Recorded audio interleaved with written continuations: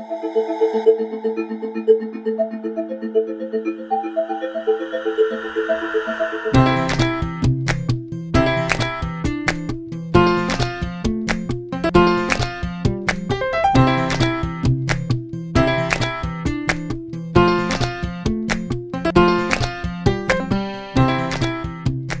guess there's a bunch of companies who solve aspects of the problem that we solve. So there's a lot of companies who do brand protection, reputation protection, and particularly look at social media for that and will tell you who your disgruntled customers are and who's misusing your brand.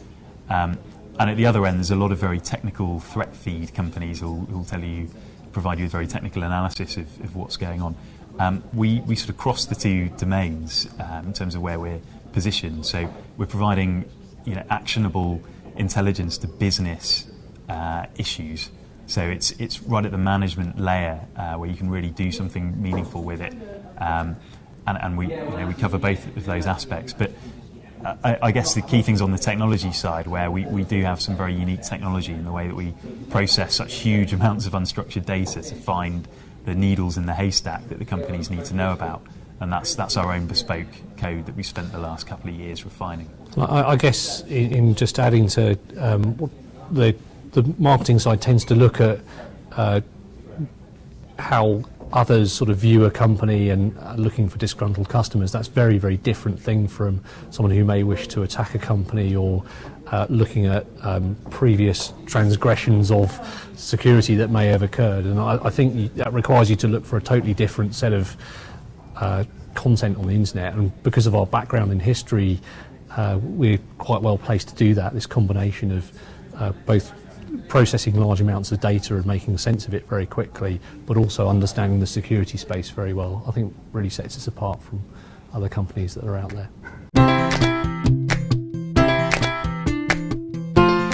I think as James said, we'll definitely take on some funding later this year. This programme, the FinTech Innovation Lab, is fantastic for us, really refining the proposition, getting to the heart of where we can make the biggest difference. Once we've established that and we've got a few more landmark clients, we can take that model and grow it. And that's where we'll take the funding. And we've got ambitious growth plans internationally, also locally, and particularly for our team. There's a bunch of people we'd love to hire. So expect to do that later this year.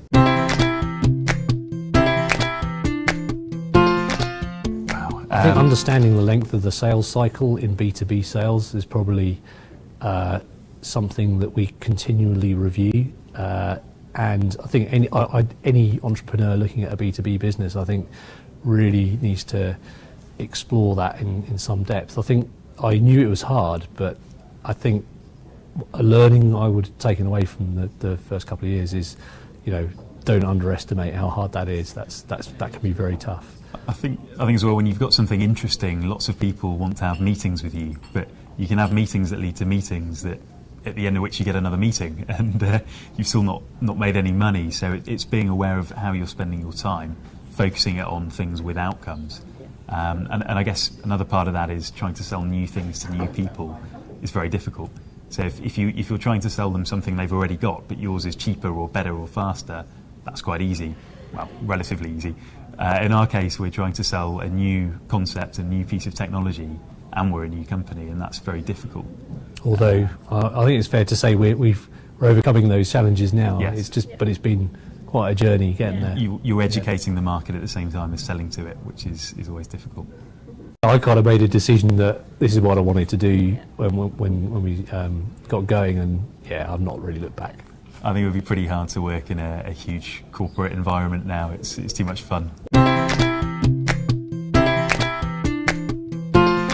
It's always a big deal leaving a place of security or a job, but actually I think it's really surprising how easy it would be to go back to that, and it's worth taking, think through the risk and make it a calculated risk. Try things out in a manner that allows you to check the idea out and prove to yourself that there is something out there, and you can obviously check your terms of employment of your contract, but in most cases you can actually do a lot even whilst you're still in work. So I think now has never really been a better time to set up a small business. So there's so much support out there at the moment, and crikey, it's a lot of fun. It's hard work, but a lot of fun, definitely. I guess I would say, you know, you always regret the things that you don't do a lot more than the things that you do, I think. So I've always felt that way on the whole. And so I think absolutely you've got to go for it. And you've got to think about the risk you're taking. And the risk in the end, it seems like a big one. But for most people who are lucky enough to work in very, I guess, areas with high employment and have those sort of skills, there are still plenty of jobs around. So what is the risk? Well, the risk is, okay, you start your company and it doesn't work out and you go and get another job, and it's not, you know, that's only a big problem if you've got very strong commitments outside of work, and those are only going to increase over time. So I think, you know, do it now.